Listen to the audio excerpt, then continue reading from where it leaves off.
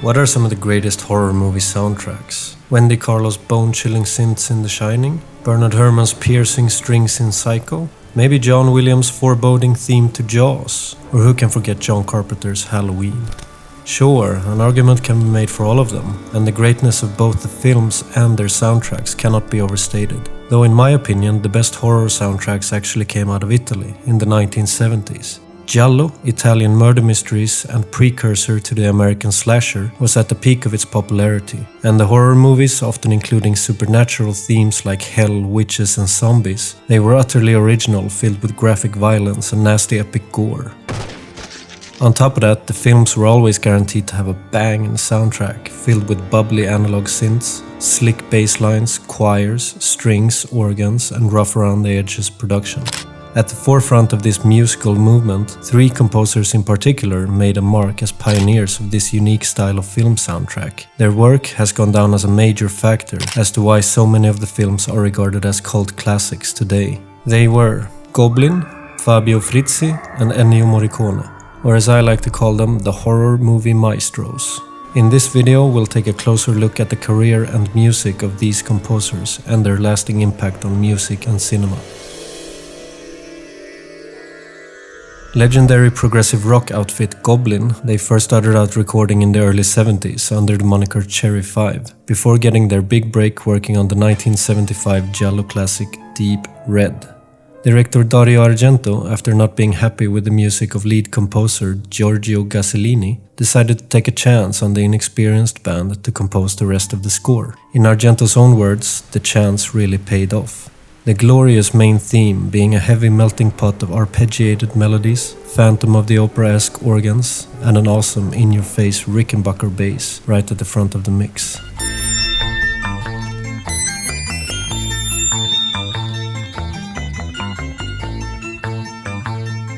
The soundtrack was a massive success in Italy, selling over 1 million copies, and it triggered the band's golden era from 1976 to 1978. During this time, Goblin consisted of musicians Massimo Morante, Claudio Simonetti, Fabio Pignatelli, Agostino Marangolo and Maurizio Guarini, and this unit would go on to produce 2 more horror masterpieces.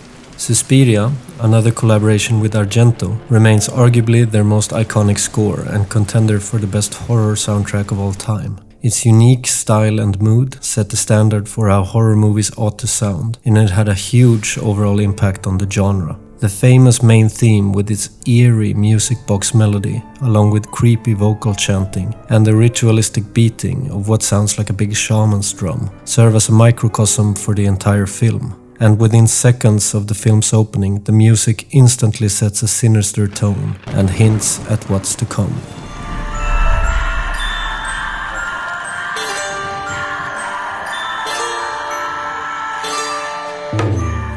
The following year, the band again made history by producing a score for the European release of George A. Romero's zombie masterpiece, Dawn of the Dead. The film implied a change in the tone of Goblin's music as they set out to reflect the movie's apocalyptic themes, producing an incredibly gloomy score.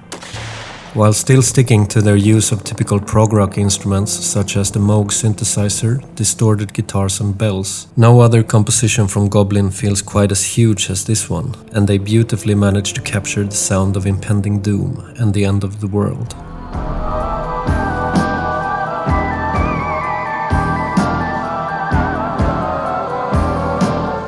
Following the release of Dawn of the Dead saw the dissolution of this rendition of the band, and they have been plagued with constant lineup changes ever since. But despite that, the name Goblin will always be synonymous with some of the most iconic horror themes in cinema history, and their legacy doesn't end there. Many contemporary bands and artists have gone on stating them as an inspiration, and their influence can be heard in other styles of music outside the prog rock genre as well.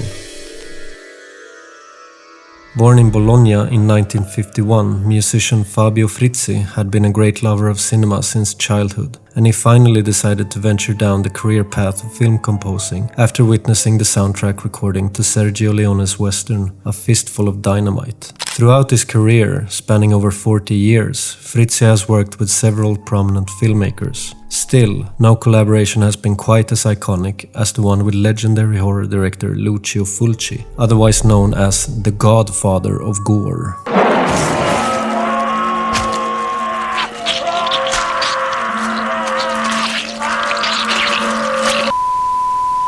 Their work together includes many classics like City of the Living Dead, The Beyond, Manhattan Baby, and my favorite Zombie 2, which was marketed as the sequel to Dawn of the Dead. And if Goblin had set the standard for apocalyptic zombie soundtracks, despite being dark, they still sounded funky and prog-rocky. Fabio Frizzi, on the other hand, took zombie music to new, even gloomier heights.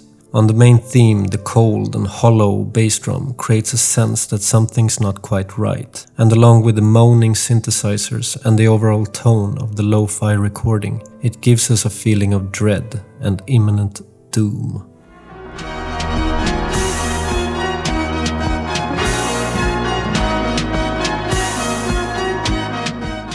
This type of sound blended perfectly with Fulci's cynical yet more realistic take on zombies, as literally being animated, extremely slow-moving corpses in a stage of decomposition. Another one of Frizzi's more famous scores came with 1981's The Beyond. On this film, Frizzi said that he decided to get serious, and where in his earlier works synthesizers had created most of the sound spectrum, here he went all the way incorporating strings and wind instruments. The result, his richest, most orchestral composition yet.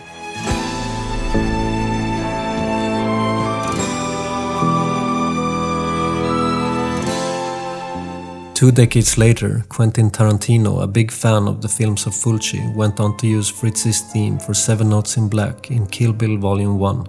In doing so, he garnered Frizzi some well-deserved mainstream exposure for everyone who's not necessarily into genre films. Fabio Frizzi is a living legend when it comes to horror music, and he truly deserves a spot among the greats. Ennio Morricone, who, as far as I am concerned, is my favorite composer. And when I say favorite composer, I don't mean movie composer. I'm talking about Mozart. I'm talking about Beethoven. I'm talking about Schubert. One of the most beloved film composers of all time, the great Ennio Morricone needs no further introduction. Born in Rome in 1928, Il Maestro started out composing at just 6 years old, and he would go on to have a truly extraordinary career. His contribution to the film industry is unparalleled, scoring everything from gangster films to epic adventures, heartfelt dramas, and of course, Sergio Leone's unforgettable westerns. Though Morricone struggled to understand why people always focused on his Western music, which only made up a mere 10% of his many film scores, these iconic soundtracks did find him international success, and they subsequently opened the door for everything he would come to produce after, including the early giallo films of once again Dario Argento.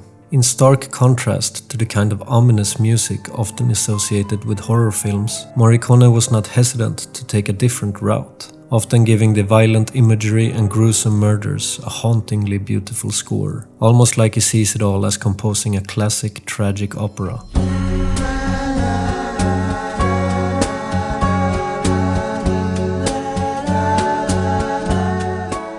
In 1977, Morricone produced a score for the infamous The Exorcist II, which later went on to be featured on his Oscar-winning score to The Hateful Eight, along with an additional 50 minutes of newly composed music and further repurposed music from his soundtrack to 1982's The Thing. And it was on The Thing that Morricone delivered his definite theme in the genre, and more so one of the best horror themes of all time. In fact, the main theme ended up being the only music used in the film, as director John Carpenter was clearly going for a very minimal approach. He had famously only given Morricone one piece of direction: fewer notes. The result, a cold, creeping lead synthesizer, very reminiscent of Carpenter's own music, but nonetheless perfectly representing the claustrophobia, paranoia, and sense of imminent dread felt by the set of characters trapped at the Antarctic base.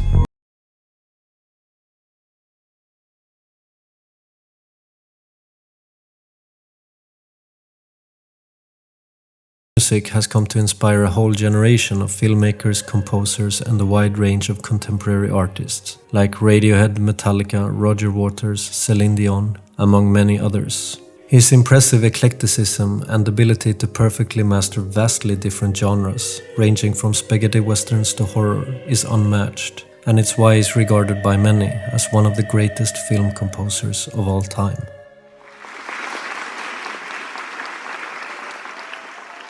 In this modern day and age of horror cinema, where our senses have been numbed by an excess of torture porn, extreme violence and jump scares, many would most certainly be quick to judge the Italian classics as being old corny B-movies. And maybe they wouldn't be wrong. The films were not without their imperfections. They had weird, nonsensical storylines, were dubbed into oblivion, and more often than not they had pretty awful acting. But they do have something. Let's call it an aura, an atmosphere, an ever-present eeriness around them that I struggle to find in horror movies of today. And it sprung largely from the amazing music, which is, in a way, the soul of the films. Not only do the soundtracks help elevate the imagery on screen, but on their own they serve as truly great art and are well deserved to be listened to with or without watching the films.